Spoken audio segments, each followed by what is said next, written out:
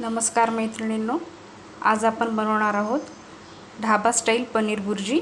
त्यासाठी मी इथे पाव किलो पनीर असा मॅश करून घेतलेला आहे, हातानेच मॅश केलेला आहे। तर आता आपण या पनीर बुर्जी बनवण्यासाठी लागणारे साहित्य आणि कृती बघणार आहोत।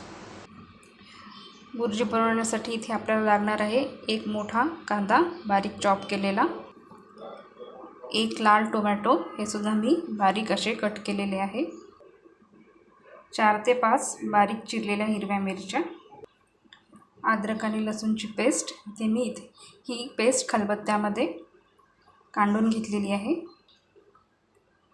त्यासोबतच आपल्याला पनीर बुर्जीला थोडासा घट्टसरपणा आणण्यासाठी लागणार आहे अर्धा वाटी बेसन पीठ। तर चला आपण आता इथे पनीर बुर्जी कशी बनवायची ते बघू।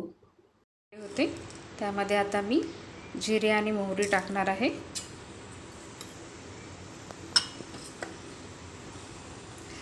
जिरे मोहरी तडतडल्यावर आपल्याला या ठिकाणी कांदा टाकायचा आहे। आपली जिरे मोहरी तडतडली आहे, आता आपण यामध्ये कांदा टाकणार आहोत। या ठिकाणी हा कांदा आपल्याला छान असा लालसर होईपर्यंत परतून घ्यायचा आहे। आपला कांदा या ठिकाणी लालसर झालेला आहे, तर आता आपण यामध्ये हिरव्या मिरच्या टाकू।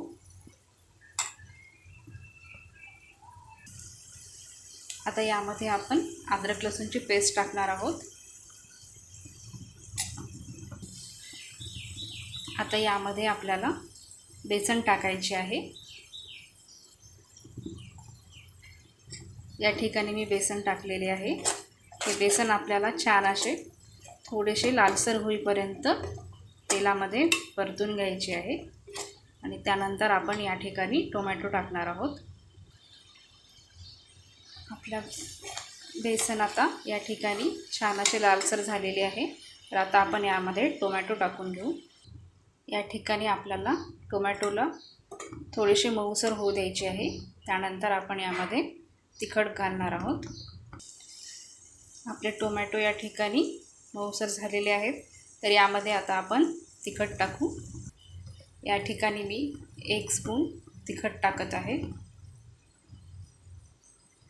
त्यानंतर अर्धा स्पून हळद, 1 स्पून धने पावडर,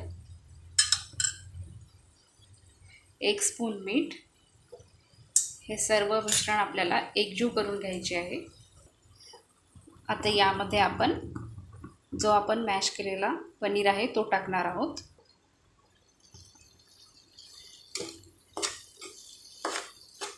तर हा पनीर आपण एकजीव करून घेऊ। आवश्यकता वाटल्यास तुम्ही यामध्ये पाणी टाकू शकता। मी पण या ठिकाणी 1 वाटी पाणी टाकणार आहे। आता यामध्ये मी थोडेसे पाणी टाकणार आहे।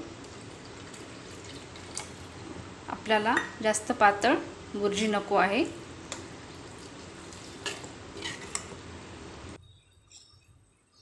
तुम्ही बघू शकता किती छान असे तेल सुटलेले आहे आपल्या पनीर बुर्जीला, अगदी मस्त टेक्स्चर आलेले आहे। तर आता या ठिकाणी 1-1.5 मिनिट आपण ही पनीर बुर्जी अशीच सर्व या मसाल्यांमध्ये होऊ देणार आहोत। गॅसची फ्लेम कमी करायची आहे आपल्याला। थोड्या वेळाने आपण हा गॅस बंद करून टाकू। तुम्ही बघू शकता आपली पनीर बुर्जी तयार आहे। आता आपण ही सर्विंग बाउलमध्ये काढून घेऊ। ढाबा स्टाईल पनीर बुर्जी तयार आहे, रेडी टू सर्व।